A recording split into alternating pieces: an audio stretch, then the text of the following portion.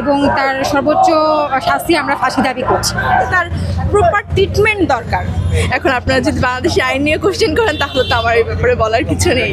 অপূর্ব পাল কর্তৃক যে আমাদের নসাদ ইউনিভার্সিটিতে একটা অপ্রীতিকর ঘটনা ঘটে গেছে, সেটার জন্য আমরা খুবই দুঃখিত এবং লজ্জিত।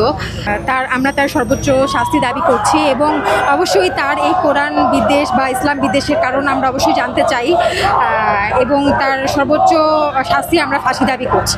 আচ্ছা, এখানে হচ্ছে আপনি যদি বলেন বিচার নিয়ে, তাহলে আমার কাছে পার্সোনালি আমার কাছ থেকে আমি বলবো যে এখানে বিচারটা হয়তো ধর্মীয় দিক থেকে হতো, আরেকটা হচ্ছে আইনগত বা আমাদের যেই দেশীয় মানে আইন। তো এখন হচ্ছে যেহেতু আমাদের বাংলাদেশ সার্বভৌম দেশ, তো আমি এখানে অবশ্যই শুধুমাত্র আমার ধর্মীয় অনুভূতির থেকে তাকে আমি শাস্তি দিতে পারবো না। তো এটা হচ্ছে তাকে আইনগতভাবে গ্রেফতার করা হয়েছে, সে এখন আইনের আওতায় আছে।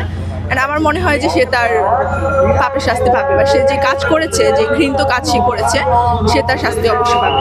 কেমন শাস্তি সেটা মানে ডিসাইড করার জন্য তো আছেই বাংলাদেশের আইন। এখন আপনারা যদি বাংলাদেশি আইন নিয়ে কোশ্চেন করেন তাহলে তো আমার এই ব্যাপারে বলার কিছু নেই। তার সুস্থতা দরকার। তার শাস্তি বলতে আমি তার সুস্থতার চিন্তা করতেছি, কেননা তিনি তো ভারসাম্যহীন। আগে সুস্থ স্বাভাবিক ছিল, তারপরে হচ্ছে তিনি হয়তো বা কোনো একটা মেয়ে তাকে ডিচ করছে বা সামথিং লাইক দ্যাট। তো এরপরে উনি হচ্ছে ওই ড্রাগস নেওয়া শুরু করছে। আমাদের ভার্সিটির এটা ইন্টারনাল ঘটনা। তার প্রপার ট্রিটমেন্ট দরকার।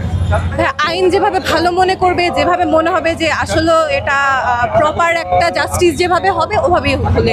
হ্যাঁ, আসলে এক একজনের পার্সপেক্টিভে এক এক রকম। আসলে এক একজনের কাছে মনে হবে এটা হলে ভালো হতো, ওটা হলে ভালো হতো।